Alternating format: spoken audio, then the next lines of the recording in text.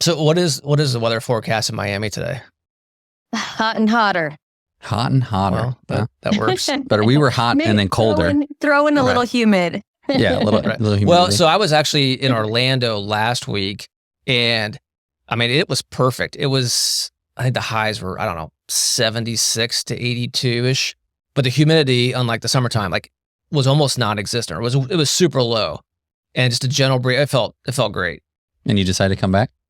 Well, yeah, gotta work, gotta pay for it. Oh, there's about that. And had to return kids to school. Okay. Yeah. They would have gladly stayed, but yeah, such is life. So why, you're originally from Miami, but obviously spent time in Indy. Here's a question for on our cold open. Was there any aspect to Indiana's different seasons, and I know you've spent time in other cities as well in the north, that you actually enjoyed, or were you like, okay, I can't wait to get back to South Florida? Yes. I mean, I really miss the seasons. It's beautiful in Indianapolis and out in the outskirts as well. So I spent a lot of time in the city center and then beyond. And I really miss the seasons. It's so pretty. Like when you actually remember what spring is and what fall is. It's not just a version of hot and hotter and then a bit more muggy. Yeah. So I really enjoyed that. And I feel like there's a lot of opportunity too to spend really good quality time with the people you care about outside. No matter what you're interested in, there's always I feel like there's always a walk or somewhere you can hang out outside and have the indoor-outdoor experience. Minus the winter, which I have lived in colder places, surprisingly. Yep. Although I think like any time we had the coldest winter on record. Yeah, of course. Yeah, always. One of those years, and I remember sitting in my car and my thermostat in my car, I think, was negative something, and there was, and of course we were the ones, or I was the one outside in front of the camera saying, "Don't spend more than 15 minutes outside today." And I'd probably been outside for like 24 hours. So, those moments were a bit shocking, but I think they're well worth it when you get to kind of hang out at home and relax with your other, friends and family, and then be able to enjoy, everything that happens with the rest of the seasons. So that's something special. Plus all the great events. I mean, you can't hate on that. I had the Super Bowl when I was in town too, which is fantastic. Yeah, right. The Indy 500. I mean, you can't say enough. And everything that the city does around these events. I think sometimes in some of the bigger cities, you don't get to really have like the larger exploration of, what the Indy 500 means historically and how it can be fun and just an event for everyone. So, yes. Yes. I miss that weather. I do. So let me ask you this then. You're a Miami native. You're back there now. What is one thing about Miami that the typical maybe Midwestern visitor doesn't know? Because they probably all think, oh, South Beach, but obviously there's a lot more to Miami than just South Beach. What might that thing be that you as a native would say, oh, forget the stuff that you all you think about, but here's a piece of Miami that you need to check out? Yes, we do get a lot of people who live on South Beach even who forget that there's something south, which is basically all of Miami. Where South Beach is located is far north, and they do forget that. I think that there are a lot of pocket tropical parks and some that are even a little bit bigger than that. For example, Fairchild Tropical Gardens is the most beautiful gardens that I have seen. And you can walk around and enjoy nature and really understand and honor the different plants and wildlife there. Yeah. And it's quiet. So, and something for the whole family, which is nice too. So that's definitely one of those destinations. And there are a few of them where you can really soak in the tropical environment that I don't think you get in you don't get in a lot of other places unless you're outside of the United States. So that's a favorite. Yeah, right. Makes sense. Yeah. Noted. That's cool. This weekend. We'll just pop down there. Yeah. There you go. Quick trip. I'll send you the direction. Perfect. We'll hop in the car.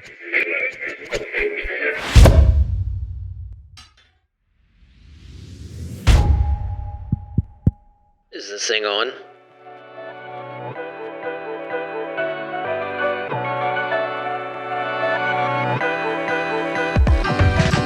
All right, Hey guys, welcome back to another episode of the Summits Podcast. Thank you all for joining us from wherever you get your podcasts, or if you're joining us on the Heroes Foundation YouTube channel. Thank you for doing so. Today we have a long lost, I almost said Hoosier native. You're not a Hoosier native, but temporary Hoosier, but back in South Florida, sunny South Florida, that is, Miss Ann Keil. Now, I should say it's Ann Keil Dux now. It was Ann Keil when you're here in Indy. Welcome to the Summits Podcast, Ann. Thank you so much. I'm honored to be here. And you're saying Indy, and I miss it. I'm feeling the vibes already. So I know this is going to be a great conversation. Awesome. Well, thank you for joining us. Like I said, I did a brief intro there, but why don't you introduce yourself to all our listeners and viewers and kind of give us a little more background? Well, of course, I have to start with Indy. I worked at WXIN, Fox 59, from 2011 to 2014. And I had a wonderful time getting to know so many people in the community and so many just nice people. And I've lived all over the country, and I can tell you the nicest people live in Indianapolis and parts of Indiana as well that I visited. So thank you for that. The kindness is something that I take with me always. Currently, I am a strategic communications consultant. So originally, I was on camera as a television news reporter. I was performing that task for over a decade. I lived in several other cities as well, doing what I did in Indy. And I just made a shift, and I'm sure we can dig into that a bit later, but I made a shift, and now I get to enjoy not having to do my hair and makeup every day. I'm away from the camera, and I teach other people how to speak to the media, to speak in public in front of groups. And it's really fantastic. I think it's all about raising people's authentic voice, sharing their expertise in a way where they can become thought leaders and people can hear important information that may actually impact their lives in a big way or even in a small way. So that's the gift that I feel like I can keep giving as a storyteller, just behind the scenes in my pajamas when I can sometimes. Oh, nice. I totally get the hair piece that resonates well with you. You Understand. Yeah, you understand. Totally. You're on camera. Right. You get it. You see. It's another reason why I don't want to go to Miami, because all the humidity just messes with everything. Yeah, it gets bigger. It gets bigger. Oh, Yes. Oh, wait, hold on. Vince may be moving now. So a little bio for our folks. So you have a journalism degree from Boston University. Question there. What led you to Boston from Miami? Because we talked about winters, and Boston's definitely colder than Indy. Yeah. Yeah, see, I didn't know what winter was then. I had been to Colorado on spring break, and I thought, this is snow. No. Yeah. Yes, I had no idea. Based on what I wanted to study, which is broadcast journalism and politics, I wanted a major city. I also love this idea of being, a number in a city of strangers. I love that idea because Miami is not a walkable city necessarily. In neighborhoods, it can be, but certainly in a larger city, it doesn't have the public transportation Boston and DC have. And so I really thought it'd be a fantastic experience in that way. It's extremely international. So that's fantastic. So I looked at the schools that had what I wanted to learn and I pushed the button, and then I really experienced winter.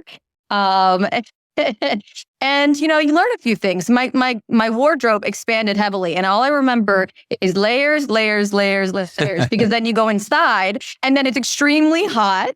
Yep. And you're like, oh, wait, what do I do? Because initially I just got the warmest jacket I could imagine. I'm like, wait, now what do I do? Mm-hmm. Right. Yep. So, yes, I survived Boston, but it is a fantastic city.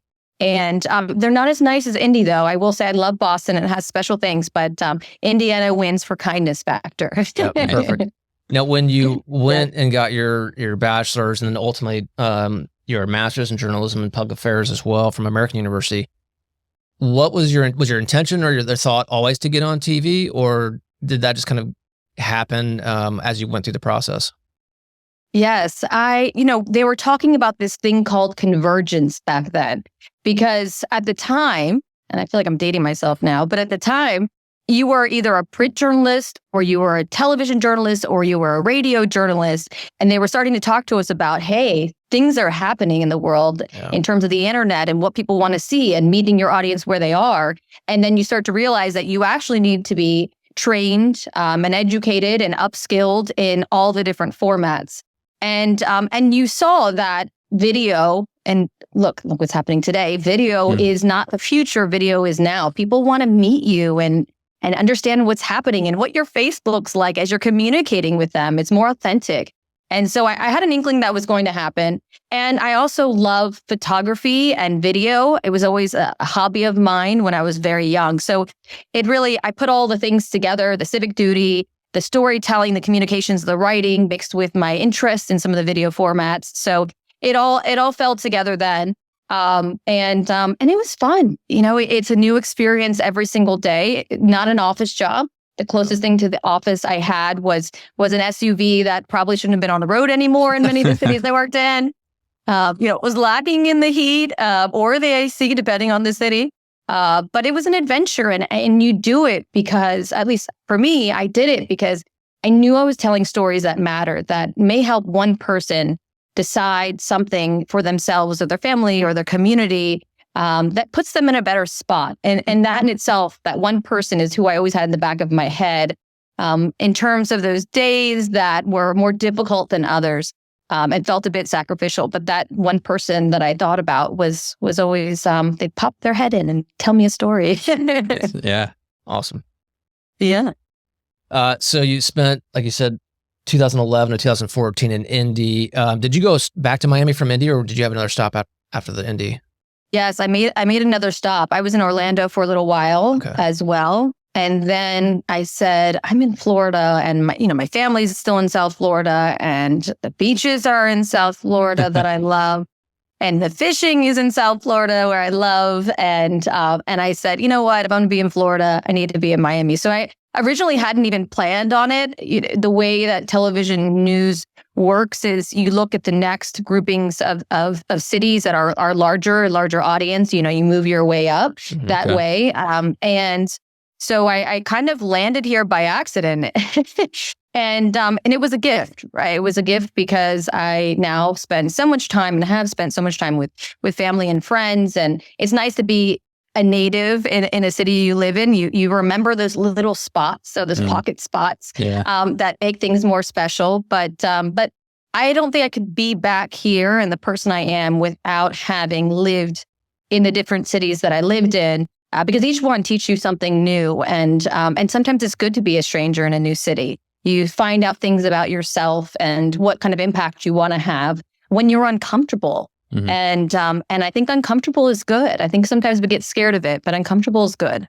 Yeah, well said. Yeah. There's a lot of people that say you got to get yourself uncomfortable from time to time, for sure. Yep. Yes. The basis of this podcast, an extension of the Heroes Foundation, and talking about people's cancer stories. And what is your cancer story?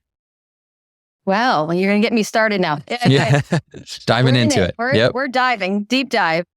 So as I mentioned earlier, I was actually working at WSVN here in Miami as a television news reporter.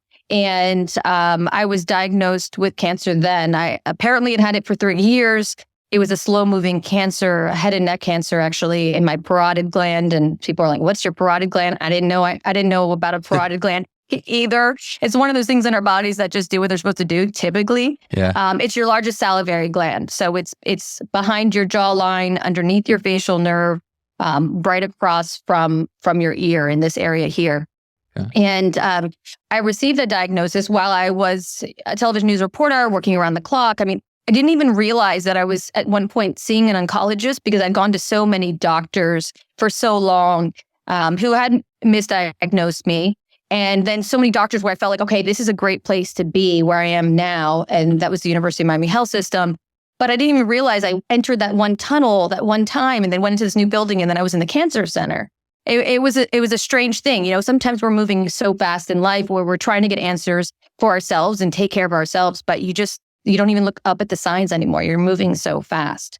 And I received my diagnosis 5 weeks before I was scheduled to get married. So I know we talk about bad timing or there's no right timing, but it certainly goes into the category of terrible timing.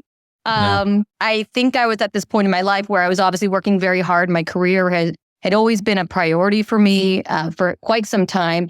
And I felt like finally I was at that point where I could have that full circle, the whole pizza, where I had that personal life too. I found a life partner, and all of a sudden on the eve of becoming husband and wife, I got this news, and you guys are going to make me cry already. And it's the kind of news where you think that, is this it? Is this like the bow out? Is this, what happens next? Because we go through every day like, oh, what are we doing on Thursday? Oh yeah, next month we'll schedule this. But then all of a sudden when you get that kind of news, the whole world freezes.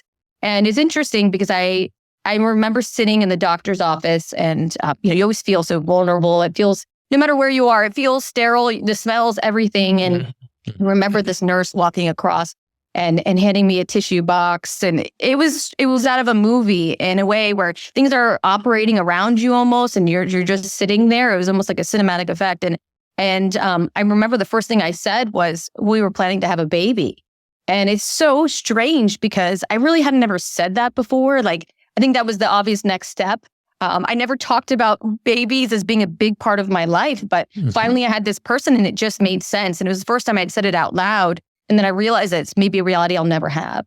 And that was really, really difficult. But I think even more difficult was probably telling my husband, because sometimes you get strong, right? You realize, okay, I'm gonna beat this. I'm gonna figure this out. I'm gonna take the steps. I'm gonna listen to the experts. But then telling the people that you love through the process that day and every day after that, talking to them about cancer was the hardest part, more than the surgeries, more than the pain. And I don't know if that's a shared feeling for other people, but it's difficult when you're in a place where you don't know what's next and you care so much about these people in your life.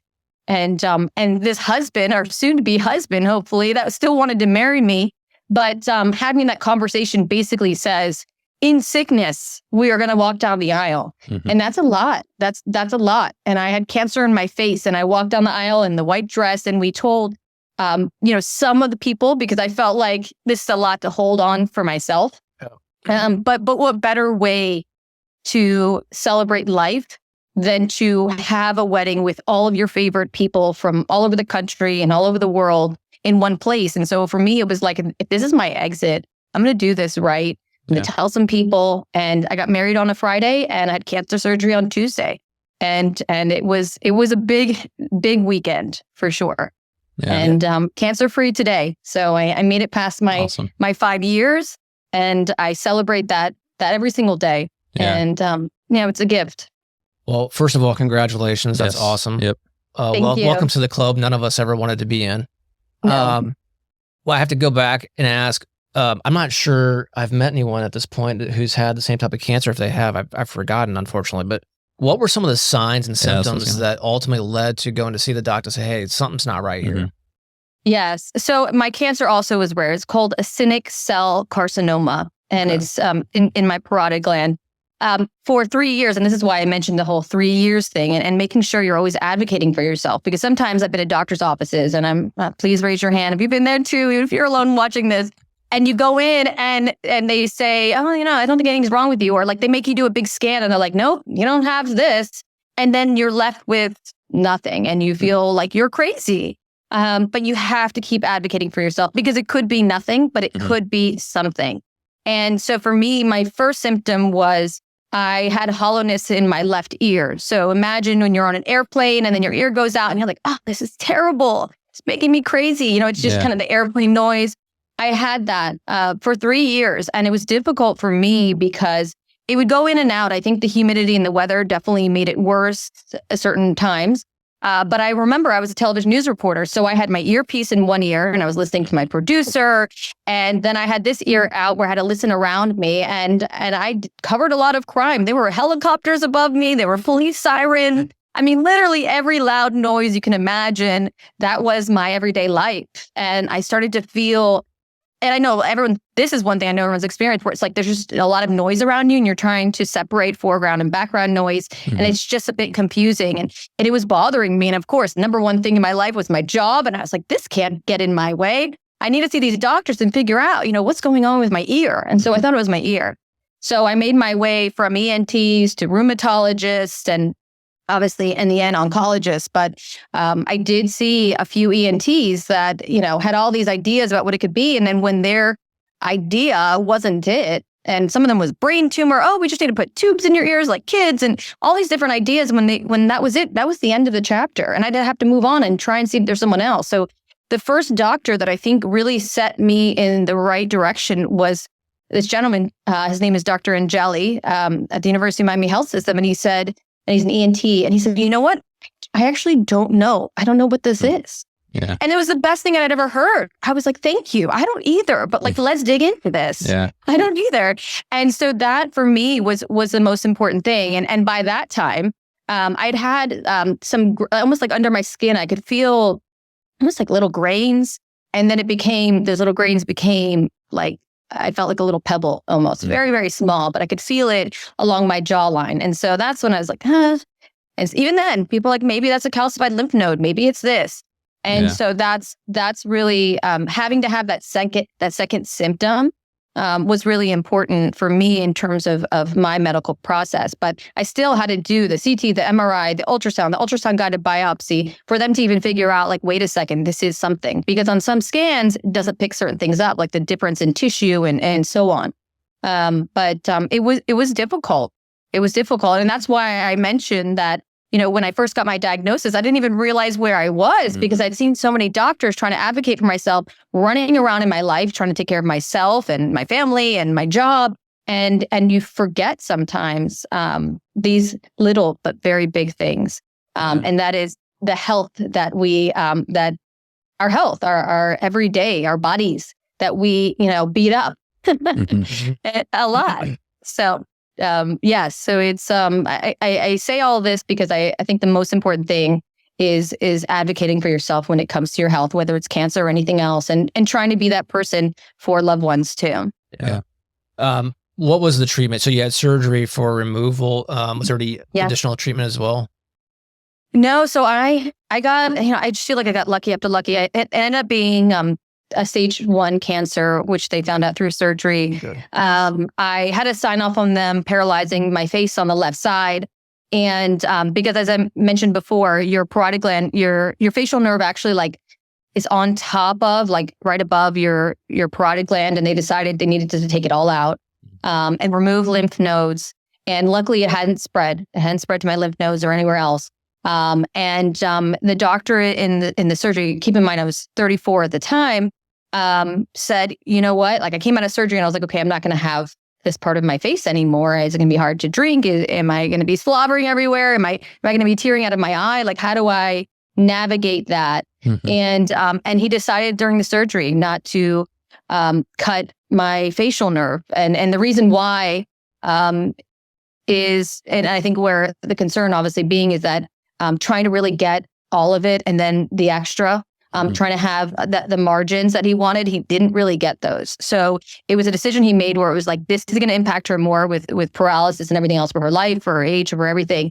And he made that decision and said, you know what, if anything, we're just going to have to do a lot of radiation and kind of figure it out. My type of cancer, you couldn't treat it with chemo, it's just radiation. So after my surgery and they were, the normal checks that you go through, I saw another doctor and he said, you know what, like I rather not do radiation. Like, let's just sit this one out and see, I apologize, and see where we can go and make sure that, we're watching it closely, but at the same time, there's no need to do it if we don't know 100% that we need to. So again, I got really lucky and I feel really good about that. I apologize. I am also doing crisis management, so I get a few calls in the middle of something, and I have only certain numbers that can call me. So I apologize for the phone call. No worries. All good. But yes, I got lucky. I say it all the time, and just having the surgery was a gift, and they filled my face with fat from my stomach. So, I wish I got like that really good, like slim tummy afterwards, but all they did is just like take all of that they could find, all those cheeseburgers I'd been eating, and they shoved it in my face. And my surgery was 6 or 7 hours because part of it was obviously the removal of the cancer, but part of it was also reconstructive surgery. And the doctor that came in for that spent a lot of time on me, and she only treats, at the time, cancer patients and people with severe burns from fires. And she was a magician. I had a facial weakness for at least 6 months where my left side of my face was a bit dropped. And I'm probably dating myself again, but you remember those dolls back in the day where the eyes or the little eyelashes would just kind of flip off and that's it? I kind of was like that, where the rest of my face would do what it was supposed to do, but then this one eye would just stay open. So my husband and I, yes, he married me still. We would laugh and say, "Oh, the crazy eyes acting up again," you know? And I'm like, you have to laugh through this. Like, this is it. And I thought maybe I'm gonna have this crazy eye forever. And officially my crazy eye uncrazied. But you deal with that, and you deal with trying to figure out what's going on with your face and the pain afterwards.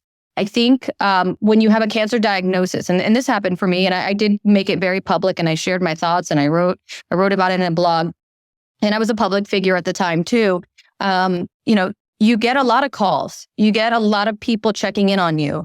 And I did for post-surgery too. And it was very close to my diagnosis. My doctor had said survivability won't matter in 5 weeks for you, like that. It just won't. So get married first.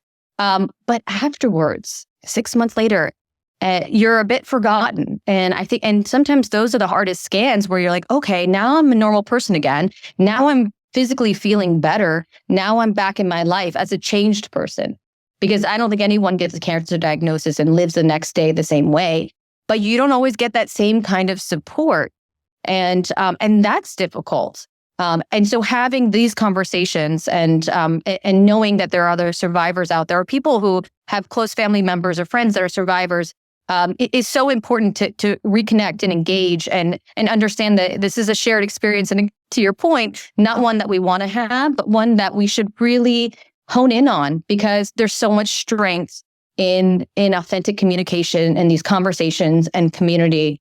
And it really drove my career from then on. I realized with TV news reporting, I ran into a lot of fires, literally. And I thought, if I have the second chance, and I got lucky with stage 1, and I got lucky with no radiation, that I couldn't run into another fire, at least for a while.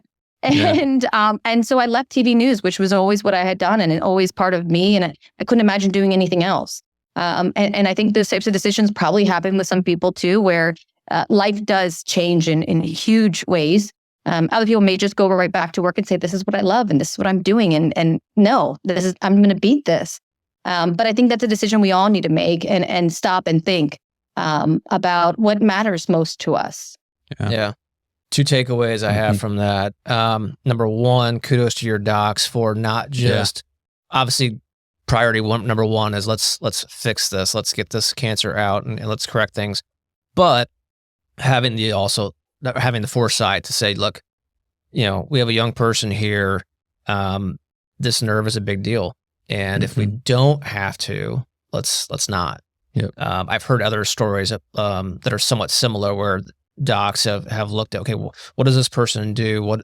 Try to take in the whole picture, not just the current situation, but also potential future, and addressing that and trying to think about quality of life as well. So that's a tough balance sometimes, I'm sure, but that's kudos to them for thinking about that and following through. The second thing, and you can look, it's easier to look back on it now, but while the timing stunk in terms of right before your wedding, I know I say this personally, I'm glad that I had this situation where I was I was already married, but I was in a town that I had grown up in, had a lot of family and friends around. So you had that support network versus if I had been diagnosed, let's say out in Seattle where I didn't know anyone, that would have been tough. Or, can you imagine if you'd been diagnosed maybe in Boston where you weren't born and raised, you weren't married, you didn't have that many people around you that you really knew, things would have changed. And I think, we're, I guess, in a way thankful for if we have to go through a situation like that, we did so in a way that we had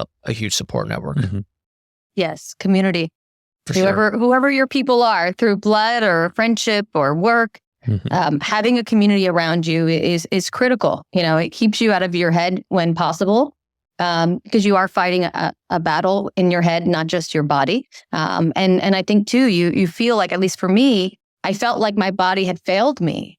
It wasn't protecting me, and it made me feel disconnected from myself. I almost feel like I had my brain and my mental part, and then I had the physical, and it started to separate in a way. And so having people around you who know you, whoever they are, is so important because they remind you of who you are, and they remind you that yes, you're changed, but you're still who you are at the core.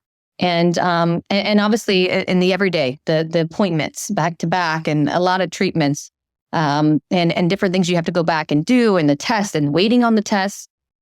So I think a community, a person, anything like that is critical. So yes, to your point, I think you are spot on. I couldn't have done it without my parents, my husband, and a lot of my friends, and even the community who reached out and said, you know what, this happened to me too, or I'm now concerned about this one thing, and I hadn't gone to the doctor, and now I'm going to go. Yeah. And I was, yes. Keep going, keep knocking, keep making those appointments. Right. You know? And as you probably already know as well, that smell of the hospital still hits you. Like I've been out for my first diagnosis 24 years. And if I walk in the hospital now and hit that, it still triggers some memories that aren't the greatest. Yeah. Yes, I know. But I mentioned the whole being uncomfortable thing, and I kind of like being uncomfortable. So I'll use that as a lead into, I completely agree. However, I ended up finding out after I left television news, I started running my own business as a communications consultant, doing some of the different work for experts and professionals and teaching them how to communicate better. And I heard about a job at Sylvester Comprehensive Cancer Center here in Miami, which is part of the University of Miami Health System. And that's where those doctors saved my life. And the job was exactly what I do and who I am. It was running all the communications and media relations for the cancer center, being involved with the marketing. So once obviously I had recovered, this was 2018 initially when I was diagnosed. I said, yes, pick me. Like, what a gift to be in a space where I can tell other people about these amazing doctors, so that they go to the right person or they ask the right questions of their doctor in their city. And what's special about this particular cancer center is it's not just doctors treating you. They're doing phase 1 clinical trials. They're doing the research. They're making the medicines with these different companies that they're then going to give you and treat you with. And it just is that full circle where you can get all of that. And it also, one thing that I was honed in on and focused on as a communications expert while I worked there was survivorship, being a survivor. And what happens next? It's lonely sometimes. And I felt that. And the survivorship programs are so key, and they have them in cancer centers all across the country, probably to different levels. But we really were pushing that because it was like, while you're going through it, you become a survivor the day you're diagnosed. It's not just like, oh, after your chemo and after you're cleared. You're a survivor the day you're diagnosed. You're already on that path up, right? Changing that language. And so you can have music therapy and take classes, even during the pandemic, virtual music classes. You can do physical therapy. You can have the more generalized counseling, whatever you're into, art. And so there's a lot of programming that just reminds you to connect with yourself and a community, be creative, step outside your typical box. And those are the things that mend us. And so that survivorship programming, I think, is really important. And I certainly urge people who unfortunately may find themselves in these types of situations to seek out those types of programming, whether it's at their cancer center or in their community or another community. What you can do to connect and to find your people. And sometimes it's good to have people who aren't your family or friends who love you so much, but haven't experienced it or, may not want to tell you the whole truth. So it's good to have people outside of it. It's like, oh yeah, this happened to me back then. Like, oh yeah, me too. Yeah.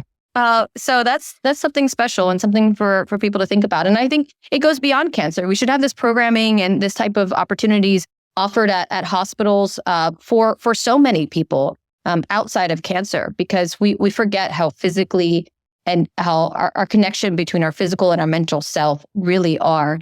We talk about being, is that psychosomatic, and that has a negative tone. But I think we forget how our mind really affects our body and vice versa, and how interconnected we are. So we need to heal. If we can't heal our body ourselves, because the doctors are doing that, let's try and heal our minds. Yeah, well said. Yeah.